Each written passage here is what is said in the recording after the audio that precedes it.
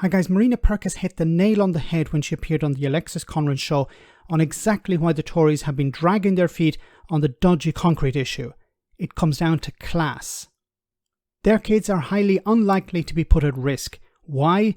Because it's highly likely that the kids of MPs, especially Tory MPs, are going to private schools, not state ones, which either have already crumbling infrastructure or potentially crumbling infrastructure. The system is rotten, but as long as MPs' kids are not affected, government ministers and the Tory party don't give a damn. Take it away, Marina.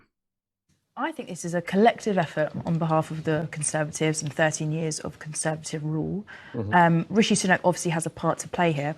He admitted as much there that he was advised to provide funding for 400 schools. Under his, as he was Chancellor, he reduced that funding to 50. And when schools are crumbling, and they've had this since, I think it was 2016 was the first, but then 2018 was... 2018 there was a ledge that fell, yeah.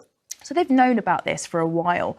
If schools are crumbling, you don't announce a 10-year plan. This is an ASAP, this is urgent, we need to address this. Labour had a plan in place. Michael Gove scrapped it. It was this rebuilding plan. I think there was billions set aside for it. It was the Building Schools for the Future programme. Precisely. And I don't think many people know about this, but a High Court judge found this to be, what Michael Gove did there by scrapping that, a High Court judge actually found it to be so unfair, his scrapping of that, they called it an abuse of power.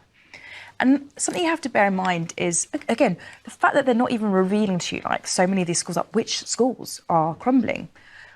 You've got to bear in mind 65% of Sunak's cabinet went to private school. Where do you think their children are going? If their kids were in these schools where there was a risk to life, and by the way, I've known about this, I tweeted about this, and I'm not in the government, I tweeted about this back in June because it was being, the National Audit Office warned about it. How on earth is it that we have a government that the day before is sending out on Twitter asking people to fill in a questionnaire about how much of this rack, this concrete, is used in schools? They are so incompetent. If their children were in these schools, they wouldn't be doing this. Exactly. If their kids were in these schools, they wouldn't be doing this. But it's somebody else's kids, so they don't care. They're working class kids, or maybe even middle class kids. They don't care. They've never cared. And, you know, this might sound hyperbolic, but look at what the Tories have done over the last 13 years. Austerity, cutting back on public services. This is the consequence. You know, the Tory response to all of this is, well, just go to the private sector. You know, if your hospital is crumbling and you can't get a doctor's appointment or a medical visit, just go to the private sector. Your school is crumbling, well, go to the private sector. Go to a private school. It only costs about £40,000 a year, I think, at Eton. You know, they don't care because it doesn't affect them. This is a huge problem when it comes to the types of people who are elected to Parliament. Jacob Rees-Mogg, for example. Does anyone believe that Jacob Rees-Mogg understands in any way the troubles that people deal with, the problems that they have to go through every day, the cost of living crisis, how, you know, people aren't able to pay bills or pay their rent? These are real issues.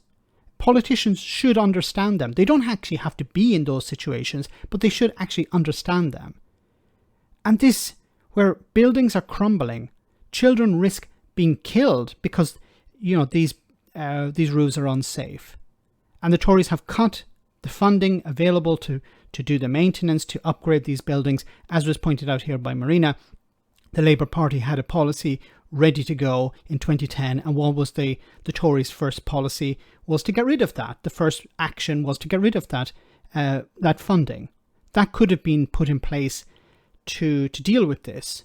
Now at the last minute they're sending out surveys to schools saying, do you have dodgy concrete? We don't know. We're teachers, we're head teachers, we don't know this. We need to bring in surveyors. Can we have some money for that? No, you actually have to take it out of your existing budget. It's an absolute disaster.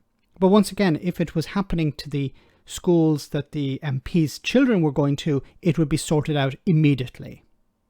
We even had Gillian Keegan, the Education Secretary, saying that, yeah, we spent 32 million upgrading my office, even though I didn't know about it. Let me know in the comment section, guys, what you think. As always, your comments are greatly appreciated. Thanks a lot.